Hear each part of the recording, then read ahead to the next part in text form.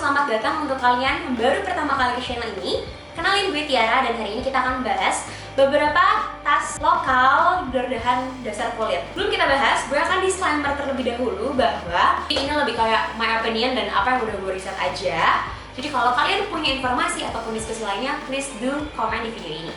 Oke, first of all kita akan bahas dari kemasannya masing-masing tas dulu. Seperti kalian lihat, ini udah kayak memenuhi meja gue banget. Di sini kita akan bahas dari paling kiri. Ini adalah tas brand Kain. Ini tuh udah banyak banget yang rekomendasiin dan suka banget sama tas ini. Dan gue no wonder sih kenapa banyak yang suka. So untuk packagingnya dia dapat dust bagnya kayak gini. Which is ini sebenarnya rada quality-nya oke lah, lumayan lah untuk menyimpan tasnya. Terus yang kedua ini yang super duper extra. Kalau 3 tas lainnya dia baru cuma dapat dust bag doang alias kayak ini doang selembar. Kalau brand yang ini dia sampai punya box gede gaban. Lo harus lihat di dalamnya tuh, wah luar biasa. Ini pertama dari dus, dipakai pita. Terus ada buat unboxing ala-alanya tuh ya, yang kayak lo bisa unboxing lah ya. Terus lo dapet kayak card gitu. Terus lo juga bakal dapet kayak ucapan thank you, guarantee card. Terus juga ada plastiknya lagi buat ngebungkus tasnya. Jadi tasnya nggak akan kena hujan kan, sengingat ini tuh boxnya kardus ya. Dia paling ekstra karena dia juga pakai bludru. Kayaknya bahkan tas branded yang mahal-mahal yang gue tahu pun juga nggak ada yang sampai pakai bludru sih. Oh ya, terus dia juga ngasih kita cap buat si kaki-kakinya ini sebenarnya. Tapi punya gue udah ya udahlah. Next ada tas ini yang juga lagi high demand banget. Ini adalah brand dari Aesthetic Pleasure. Kalian bisa lihat ini. Oke. Dan yang terakhir ini gue nggak akan sebut mereknya. Kenapa? Karena tas yang ini tuh udah nggak ada. Cuma gue akan lebih bahas ke arah ke si kulit dan kualitinya aja ya. Oke, setelah kita bahas kemasannya, kita akan lanjut lagi bahas dari modelnya dulu. Dari keempat tas ini sebenarnya semuanya adalah inspired bag. Jadi bukan yang authentic their design. Mungkin ada yang sudah ditweak agar terlihat lebih autentik. Tapi menurut gue masih semuanya familiar bag as a high-end dupe gitulah, tapi lebih ke arah inspired sih gue bilangnya. So untuk yang pertama, dia mirip banget sama brand Celine, Lady Dio, siapa lagi? Tapi semoga video gue gak di take down ya. Dan yang ketiga ini ada seperti Birkin, ya udah gitu. Dan yang ini sebenarnya ini nggak common. Kalau kalian tahu, kalian tahu. Kayak gitu, sorry kurang informatif ya video, tapi ya kurang lebih seperti itu. Terus kita lanjut lagi dari modelnya. Semuanya ini menurut gue yang paling autentik adalah punya si Aesthetic Pleasure, karena dia itu lucu banget. Dia itu tutupnya ini nanti bisa dilepas. Jadi kalau kalian lihat nih, slating, dimana slatingnya ini tuh nanti bisa diganti. Jadi si huruf yang kayak E-nya ini, kemarin gue tuh bingung ini ada apa? Oh ternyata ini tuh bisa diganti-ganti. Warna merah, warna kuning, warna biru, warna hijau. Jadi lo bisa dapet two way look. Mungkin paling yang mentok ini bisa ya. Ini kan kelihatannya kayak gini, tapi nanti dia bisa digedein gitu. Tajam. Jadi kayak ada two way looks-nya gitu. Jadi lo nggak bawanya cuma kayak tadi kayak gini doang. Oke. Next kita akan bahas dari leather masing-masing tas. Nah, untuk leathernya sendiri, gue akan jelasin sedikit tentang leather. Lo bisa lihat di sini. Jadi leather itu ada beberapa jenisnya. Sebenarnya banyak banget ya kalau gue pelajarin. Kayak I don't have enough time. Tapi intinya untuk kualitas yang paling bagus adalah full grain, yang mana itu kayak kulit dari atas sampai bawah paling bagus. Yang dipakai sama Hermes. Terus habis itu setelah full grain ada namanya top grain. Kalau full grain itu berarti kulit paling atas diambil semua. Kalau top grain itu bagian paling atasnya justru dihapus. Kenapa dihapus? Biasanya untuk diamplas. Kenapa diamplas? Karena biasanya ada logo dari si peternakannya, atau juga ada cacat lah ibaratnya dari si kulit tersebut untuk ditutupin. Makanya jadi top grain. Di bawahnya tuh ada genuine leather. Jangan salah, genuine yang asli itu beda dengan tipe genuine leather yang kita lagi ngomongin dari si kualitas kulit tadi. Nah, genuine leather ini adalah kualitas ketiga. Sebenarnya kalau kita buat kayak sub-sub kategori itu lebih banyak lagi, cuman oke, secara basic aja mungkin kurang lebih seperti itu. Abis itu di bawah si genuine leather itu ada bagian sweat. Kayak bludru gitu mirip, tapi itu bukan bludru ya, itu emang sweat aja. Nah, dari 4 tipe ini yang paling kualitasnya bagus dan unggulan adalah si full grain. Di 3 tas lokal ini semuanya pakai full grain. Ciri-ciri full grain itu gampang banget. Kalau kalian lihat, dia masih ada teksturnya. Tuh. Kalian bisa lihat semuanya teksturnya tuh masih kelihatan jelas. Begitu pula yang ini semua kelihatan jelas full grain. Begitu pula yang ini.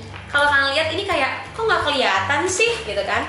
Sebenarnya kalau kalian mau lihat lebih dalam, ini kalian masih bisa lihat teksturnya. Tapi yang membedakan dari ketiga kulit tas ini adalah semuanya adalah cow leather atau kulit sapi Yang ini sendiri lambskin, bisa dikategorikan premium ya, yang dipakai sama Chanel, terutama si signature flap mereka. Nah ini gue juga punya lambskin. Kalian bisa lihat sendiri kalau teksturnya lambskin memang sangat kecil pori-porinya ya, nggak terlalu kelihatan. Nah terus kalau ketiganya udah full grain, gimana dengan yang si aesthetic pleasure? Nah aesthetic pleasure ini sebenarnya udah gue tanyain tapi adminnya belum balas. Lebih ke arah si genuine leather, karena leathernya ini mirip sama punya gue yang cat spade, mirip kayak gini.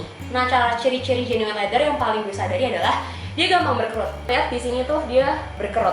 Oke, lanjut lagi kita ke bagian stitching. Menurut gue personal opinion ya, apakah memang brandnya punya kualitas yang bagus atau enggak? So di sini gue akan ngeliatin dulu dari punya klien. Nah, Zaitan paling kelihatan itu sebenarnya di bagian sini nih, set tangannya. Bisa lihat tangannya itu dia ada di beberapa area double stitch. Tujuannya biar dia makin kokoh. Begitu pula bagian dalamnya. Ini dia double stitch. Yang menurut gue menarik banget adalah karena dia handmade juga dibuatnya, dia sedikit miring. Kelihatan nggak? Ini yang paling terkenal dari si tas yang paling mahal itu karena dia miring jahitannya. Cuman ini ada jahitannya yang kayak, ngerti nggak sih? Kelongkap gitu, kayak gitu. Tapi overall menurut gue jahitannya itu sangat rapi. Even bagian dalamnya yang kadang nggak terlalu kelihatan.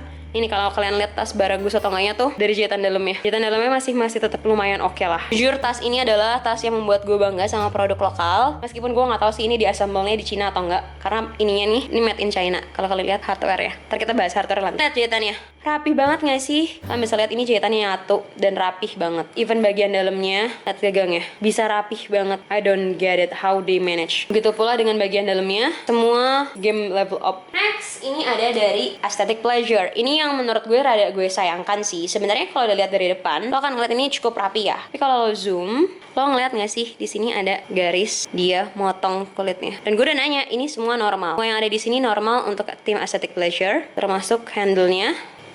Termasuk handle bagian situ, itu normal tuh jahitannya. Nah, bagian belakangnya menurut gue rada miring. Jadi kayak kurang rapih gitu. Begitu pula dengan bagian sininya. Ini kayak diakhirinya, karena dia diakhiri gitu dilemnya kayak gini. Gue merasa ini tuh bisa diimprove lagi. Kan maksud gue diimprove-nya. Tapi jangan salah, brand-brand sebesar LV pun jahitannya bisa kayak gini kok. Apalagi kalau misalkan tekstur kulitnya dia tebal kayak gini. Karena dia tebal dan kokoh, jadi kayak gini. Dan yang ini juga kulitnya cenderung tebal, tipe ada 3 gini. Menurut gue quality wise dia juga masih oke.